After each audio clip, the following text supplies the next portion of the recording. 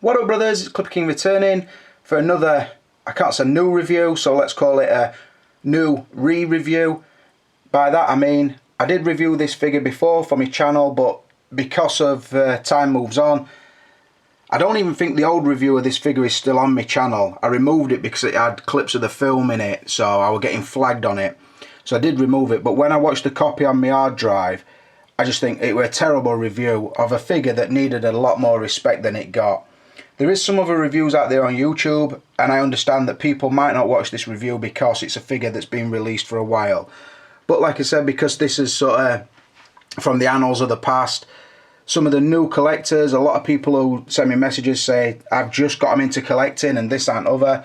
I think it's slightly bullshit when they say that, but I think to myself, if that's the case, do you know of figures like the Enter the Dragon Bruce Lee DX04 figure? I'm sure they do, but it just deserves a review that I can be proud of. So I'm going to crack on and do a new style review, give it the scores on the 6 categories. Even if that conflicts with the old scores, I'm just going to tell you what I think and if the figure stood the test of time, and obviously score it on the strengths and weaknesses it has. I'm also going to try and throw in some poses in every category, but then I might do a section at the end, a little bit similar to the 10 pose for the Deadpool I did, just so it makes the review worth watching. Because if people do have the figure or have a Bruce Lee in their collection, it will at least give them some ideas for how they could pose theirs. So let's crack on and talk about the packaging. So first thing you notice obviously is the size of the box. Like the review, this is also a thing of the past. By that I mean it looks like the DX line has ended. This was one of the early DXs, obviously it's the DX04, so before this we'd had the DX Joker with the Gotham City Cop, the DX02 Batman with the rubberized suit, the DX03 was Michael Jackson from Bad / Dirty Diana, and then this was the next one.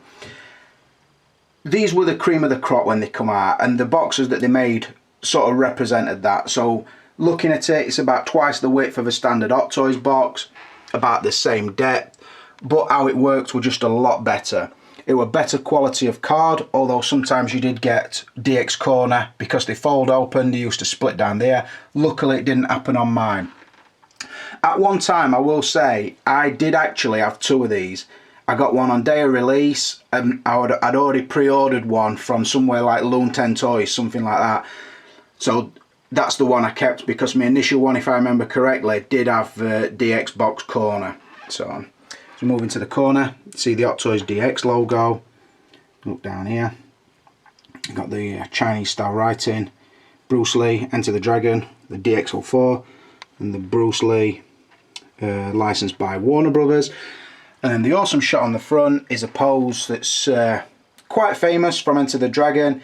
It's from the mirror room. You see the scratches on his face and his chest, but it's done in sort of a, it's like a powder's been thrown onto a canvas. It's just got a really nice look about it. It's also highlighted with sort of the wet look effect in certain parts, and then like I said, the highlights top of the hair. It is slightly textured, it does feel good, it does catch the light really nicely, so good styling. I'm also going to open this box just to show you, because like I say, if there is new collectors who don't know what the DX is, I'm going to try and introduce you using this figure. You also had the sort of the satin tab which would pull out the next layer, but just to demonstrate how it worked, we'll move on and show you the magnet side box. I will say there'll be some cuts in this because it's quite large and hard to work with inside this cabinet. So the DX box has normally had a magnet side like this one does, and as you pop it open, the cover swings open. You always got sort of the wax paper, which is still in mine. I do try and keep mine in good condition, so that's why I have it. And then inside it's sort of a, I don't know, an ivory colour with the right up there, moving down again to the titles, and then the top of the foam section. Again, there's the writing down there. I ain't got a clue what it says, and Bruce Lee's signature there. When you remove the first layer of foam, as you see, the foam comes off with the top. Remove that. Inside that, it has the cardboard cover again with the artwork on it, the dragons, and then the cutaway where the spare head and the body were. Also, if you were to remove that, there was also accessories inside there. Now all the accessories have always been removed and in one of my Ziploc bags, but it just shows you how it came. So you can see from the cutaways that this figure was fully loaded like the DXs always seem to be. Then you bring out one layer of foam, and inside that is the mirrored section, and then underneath that there's another layer with the base. So for this review I am going to take these out again. These have been in there since this were brand new, so I am going to show you everything. Then inside there is the backdrop and another base. So the packaging looked good and it worked really well. It's hard to show you inside this cabinet, like I said, because of the size constraints, but I will just tell you that the packaging, when I reviewed it before, and still has stood the test of time compared to the cheaper boxes we sometimes get, but the packaging has still got a 5 and a possible 5. Moving on to the facial likeness. I haven't swapped up the pose here because I'm just going to be concentrating on the two head sculpts and telling you my thoughts on it.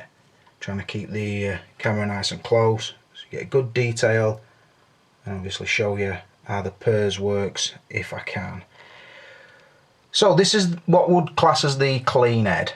You did get two heads with the set as standard. Some versions you got an exclusive body as well. This set didn't. It was just a standard set, but it did have the two heads. Both heads have identical air sculpts that obviously you can wear on either head, but it just came that this was the clean one, and then the one that's got the cuts on the cheeks has got the slightly pursed lips. So I will show both, and obviously, like I said, show you the eyes working. I always thought the same on this figure. It's not perfect, although it's instantly recognisable. You know what it's supposed to be. I've always thought the look is down to where you position the eyes. So I always thought it looks better if the eyes are really to the side or looking upwards, and I'll demonstrate that on the next sculpt. But from straight on, I don't know. It's not perfect, but I will also say I think it's only been bettered once, and that was the smiling head that come with the suit version or the casual wear version of Bruce Lee, again by Hot Toys. I think Entebbe have done a lot of good attempts, and in this scale I still think that these would be the second best after the other work that Hot Toys did. I also think that Bruce Lee is quite an odd character to capture because he's got a very clean look, and by that I mean he's got a very symmetrical face. He's got no outstanding features, like not got an oversized nose or anything like that. So I think he would be hard to do, although Arnie Kim pretty much has perfected it in certain scales, but I don't know if there's a perfect one at 1/6 scale. I do like the screaming head on the Big Boss one by Entebbe, but then I think the other head on that figure really lets it down.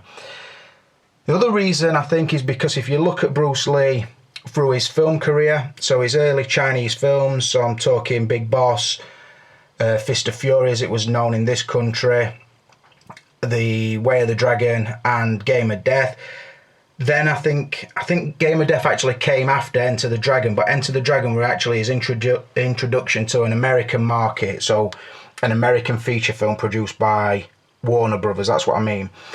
And if you watch the documentaries, he said that his weight was really low while he was making this film, down to nerves and other reasons, maybe drug use, I don't know.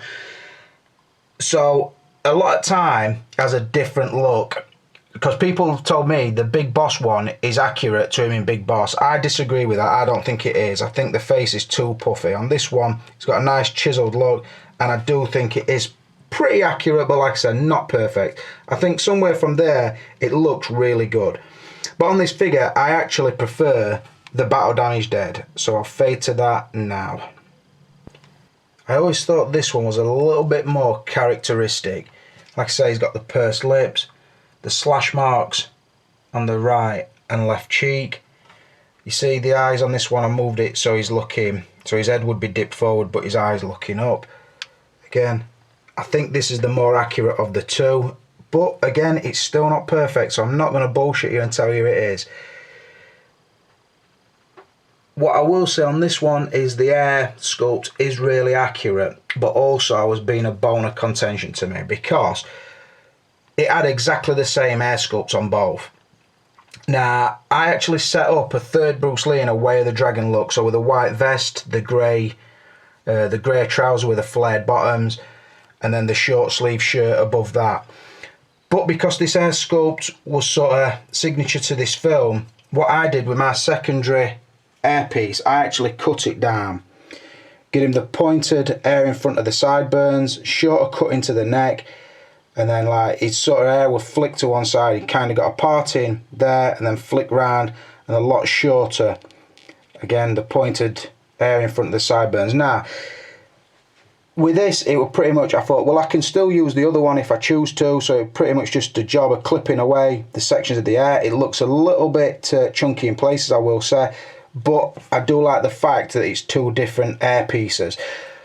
But another thing is, I wish Hot Toys would have done that themselves, because it doesn't take a lot of thinking of.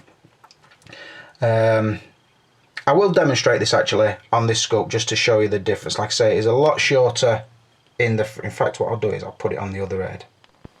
So now you see it's shorter, flicked to his right. It's got the pointed section in front of the ear. It's a little bit shorter down the back of the neck. So it is definitely more of Way of the Dragon, this one. But like I said, I wish I'll show you from the side. So it's just a matter of cutting all that away. That is what I did. I'll show you from the other side. I don't want this video to be too fucking messy, but as you see, that were the same sculpt, but like I say, I've cut away on the edges to give it a different style. But obviously, if I choose, that hair would still go on that, and that would be more accurate to Enter the Dragon and not Way of the Dragon. Just to show how the purse system works, all it is, the hair piece fits on with a magnet, and then you have the joystick at the back. I'm going to be careful with this because I haven't really moved it for a long time. So, you see, obviously it's not going to look like Bruce because it's not got the hair on, but here's the effect I'm trying to get. It is pretty good, like I say. The eyes do work really nicely on this one as well. Some of the purrs, he's sort of moving one eye and the other's dragging behind. This one does stay pretty parallel, so it's quite good.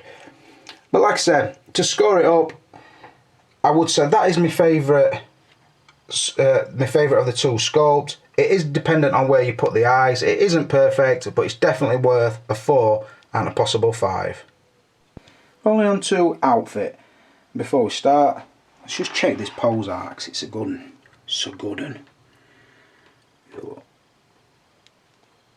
Helmet battle damage face on. Getting all fucking kung fu. Getting all Jeet Kune Do on your ass. Look at that. Stood on his own, no stand required. He balanced his foot. That is lovely, that.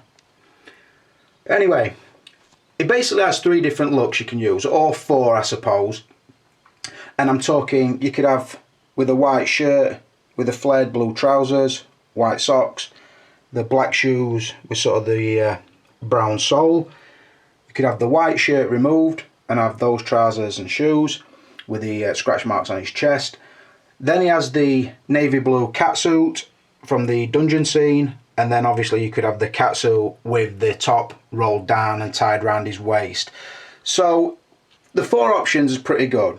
What I will say is, it's not the most intricate outfit you're ever going to see in your life, either way. And the catsuit is quite cheap feeling. I will say as well, over time, this shirt did sort of fade down a little bit. So that has actually been washed and then re-steamed. So it's into a good looking crisp position. No creases or anything like that. And I will say as well, if you ever take it off, try and leave that fastened. Lift his head off and take open the shirt down there, but leave that closed. Lift it off over his neck, because once you take it off, it's a bit of a bitch to close. So just bear that in mind. But I will be stripping it down during the review. They do look accurate, the outfits, coming back to that. Although, like I said, it's not like Hot Toys' best work. We've seen a lot more intricate stuff these days. The superhero outfits they've done, a few of the Batman costumes, you just feel that there's a lot more work gone into it. Also, what backs that theory up is the fact that you can buy a lot of different Bruce Lee outfits from third-party vendors on eBay, and get different looks from different films. So if they're churning them out at like 12 quid an outfit, Hot Toys can't have paid much more than that to have these outfits done. So either does look nice, but like I say, it's not, none of it is mind-blowing. So I'm going to change him out, give another look before we move him into the catsuit.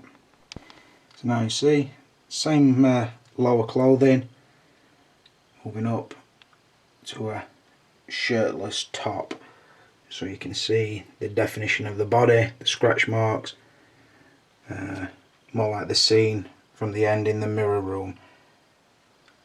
Nice pose, very classic Bruce.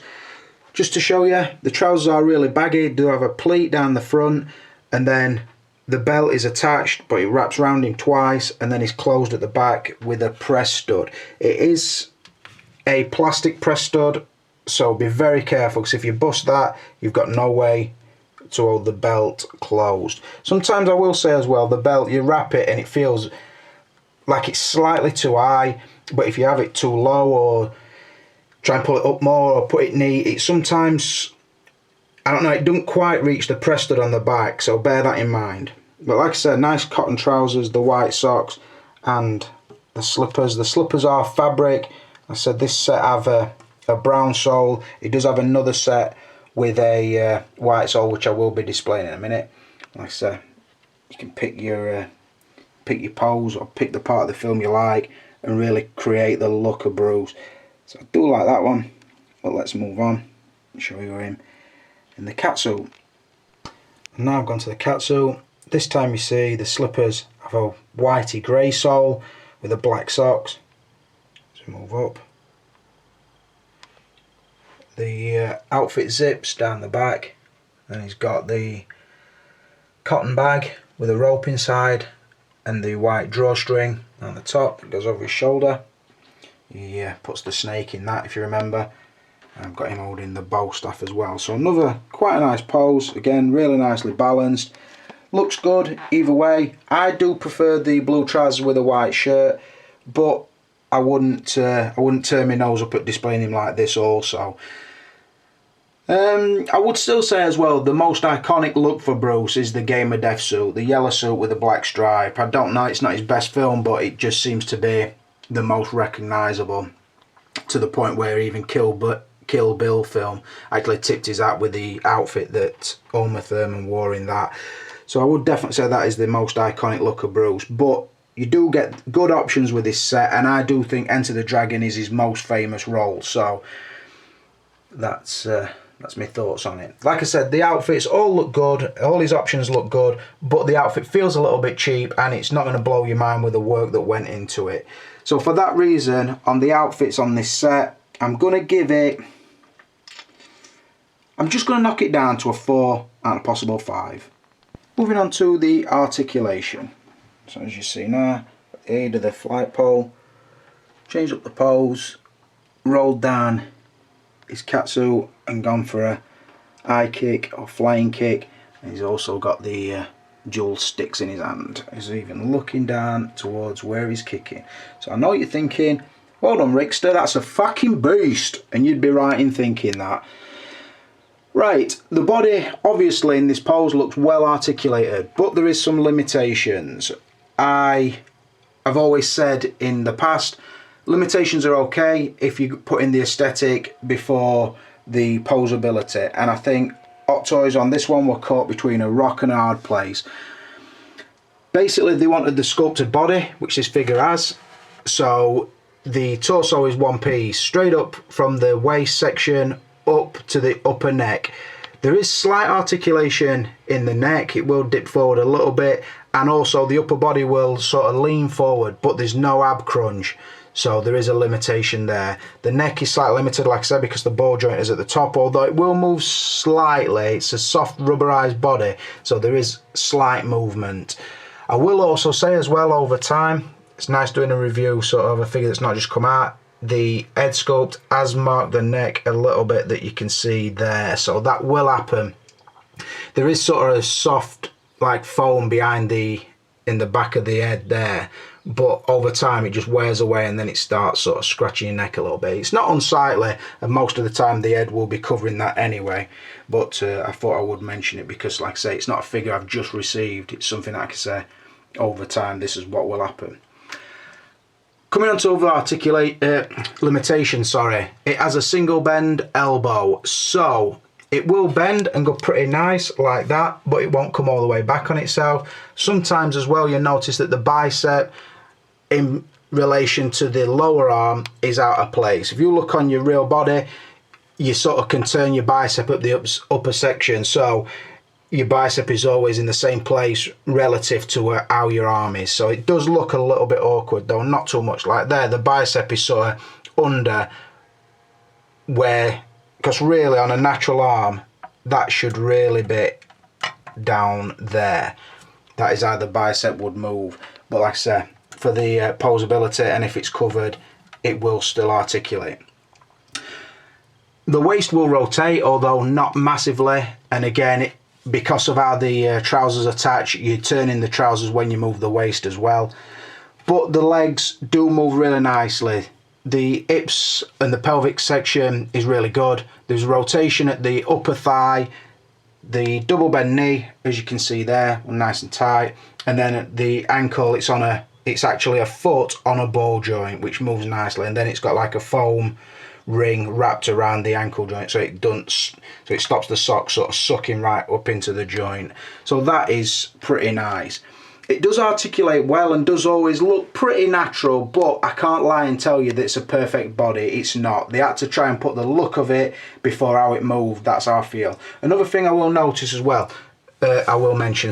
inside the shoulder joint, so inside the chest, it has like a plastic cup.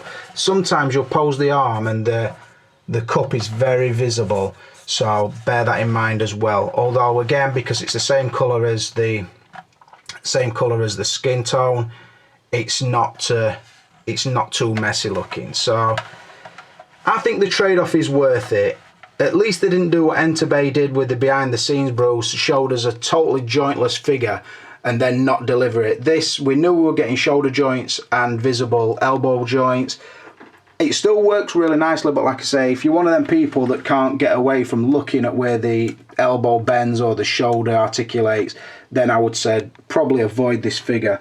But I've always been really happy with the body. To score it, I can only give it a 4 because it's not the perfect true type. But like I say, I've never gone for a pose and struggled to get it, so it is still a strong category. And before I move away from the articulation or the body section, what I will say is, over time, the body has stood firm, because the ankles are still nice and tight. It's still nice and balanced, as you can see. There's not many figures that you'll be able to have that low crouched without a stand, but this one can. Like I said, good ankle articulation, nice strong joints, a well balanced, well made body. Another thing I'd like to mention about this body, and this is in passing, there is a sweat effect on it. So if I can move into the shoulder, it captures the light and it does have like flickers of sweat on it, which are a nice touch. So there is that. And also I will say the body alone is a bitch to get, because it was the go-to body for the Rick Grimes custom figure, so it must have been a good body in its time. Like I say, if you've got this set with this body, chances are it has held up well. Moving on to the extras, and I'm going to have to break this up into parts because it brought a lot with it. As you can see, Tyson's just stepped in, trying to fucking smack Bruce with a big right hook. It's not happening. He swayed off to the side, gave him a dirty look, and he's just going to come up with either a straight kick to the knee or a back kick to fucking chops. That's what's happening there. But what I really wanted to show you is it has a diorama base and a standard base. Something that I wish they would do more. And as a point of interest, I will say on the first release of this figure, it never brought the plastic oval base. It only brought that because, like I said, I got one on release day, and by the time that the wholesale figures went out, it included the round base. So if you check back and yours hasn't got one, it's because you bought one of the really early ones like I did. So just a point of interest. In here what we have is a plastic, like a New Goblin style base, which goes so far back. It has the chrome nameplate there, and then this is all folded cardboard, and then it attaches to the base there, and it will work for both the backdrops. It does have two backdrops, so the backdrop you see here is the dungeon scene, as you can see. So if he was wearing that, you could display it like that. In the back you see it has the stairs and then the railings. Obviously we've got Tyson and Bruce fighting in the foreground. So yeah, that looks pretty good. I'm going to move it on to the other backdrop. And then the other base is the mirrored room with the rotating section in the middle. Probably thinking, what pose is this clip? That's Tyson coming all the way around on full rotation with a right cross, and that's Bruce on floor fucking eighth dead. Bruce, all well and good. I mean, to all them people who think it's fucking grandfather and mixed martial arts, but facts are facts. He's about 9 stone wet through. Tyson about 15.5 stone, a brick shit house. And it was just a matter of time before he fucking hit him with them fast hands, and it'd be fucking Bruce would be having a nice fucking sleep, dreaming about being on a fucking slow boat back to China. So them's facts for you, brother. Nice pose, because he's actually knocked him off at fucking base. Boom. Thought you were going to kick my knees all day? Not happening, my friend. Taste that bastard. Boom. Anyway, this section rotates, so I've not actually peeled the low-tech tape off that, but it can be totally mirrored, or it has the same pattern that's on the back of this as well. The mirrored sections just slide in, so a nice backdrop. They're not proper mirrors, obviously. It's just chromed plastic. It gives off a nice effect, but because it takes a lot of room and it won't fit in most people's DTOF cabinets, you don't see a lot of people displaying it. But like I say, it is a nice touch. When you add that to the floored section that they give you, it's quite nice. So now let's look at the figure with these other extra accessories. So moving on to the other stuff he brings. As you see, I've swapped out the pose. He's got his nunchucks under his right arm. Very signature pose. So, as we've talked about, it does have the two head sculpts. Obviously the hair was duplicated, as I said, but I cut the hair down on that one.